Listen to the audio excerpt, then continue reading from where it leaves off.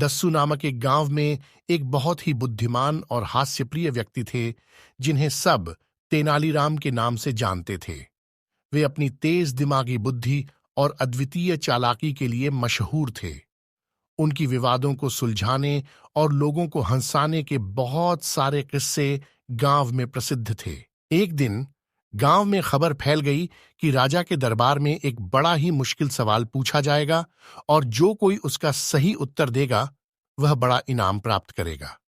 तेनालीराम भी इस बड़े मौके का इंतजार कर रहे थे। राजा के दरबार में दिन आया और बड़े धूमधाम से सवाल पूछा गया।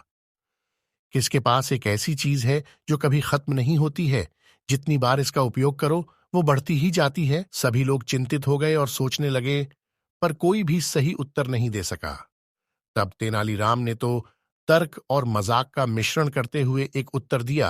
राजा जी, वह चीज है जो आपकी बुढ़ापे में आपकी उम्र बढ़ाती जाती है, वो है आपकी बदलती हुई दिनचर्या। राजा ने तेनालीराम के उत्तर को सुनकर हंसी में टूट पड़ी और उन्हें बड़ा इनाम दिया।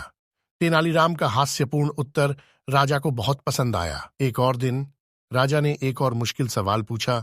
कौन सा पशु ऐसा है जिसकी एक सिर पर बारिश होती है और दूसरे सिर पर धूप? यह सवाल भी बहुत ही कठिन था, पर तेनालीराम फिर से हास्यपूर्ण तरीके से उत्तर दिया। राजा जी, वह पशु है जो सांप होता है। सांप का एक सिर जब अंधकार में छुपा रहता है तो वहां बारिश होती है, और जब वह दूसरे सिर को बाहर निकालता है तो वहां धूप होती है। राजा फिर से हंसी में बुरस्त हो गए और तेनालीराम को बड़ा इनाम दिया। इस तरह तेनालीराम ने बड़े ही हास्यपूर्ण और चालाक तरीके से राजा के सवालों का सही उत्तर देते हुए बड़े इनाम जीते। लोग उनकी चतुराई और विवादों की प्रशंसा करने लगे थे। एक दिन एक जल पुरुष गांव में आया और राजा के दरबार में पहुंचा। उसने राजा से कहा, महाराज, मैं आपके बगीचे की जल संचारण योजना बना सकता हूं, जिससे आपके पौधों को बेहतर से बेहतर पानी मिलेगा और आपके बगीचे की खासियत बनेगी। राजा ने इस प्रस्ताव को मंजूरी दी और जल पुरुष ने बगीचे के लिए एक नई जल संचारण योजना बनाई। परंतु बगीचे के सभी पौधों को कांपते हुए देखकर वह बहुत परेशान हो गए, क्योंकि नया पानी उन्हें बिल्कुल अच्छा नहीं लगा। तेनालीराम ने इस मुद्दे को सुना और समझ गए कि जल पुरुष ने योजना में कुछ खोट देखी है। उन्होंने एक चालाकी से जल पुरुष को पूछा, क्या आपने नए पानी की गुणवत्ता की जांच की है? जल पुरुष ने हां कह दिया, पर उन्होंने गुणवत्ता की जांच नहीं की थी। तब तेनालीराम ने एक चुटकुला सुनाया।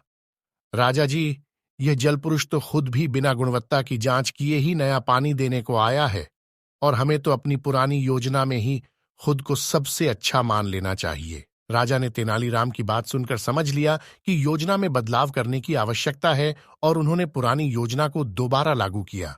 बगीचे के पौधों को फिर से उनकी पसंद का पानी मिलने लगा और वे फिर से हरे भरे हो गए।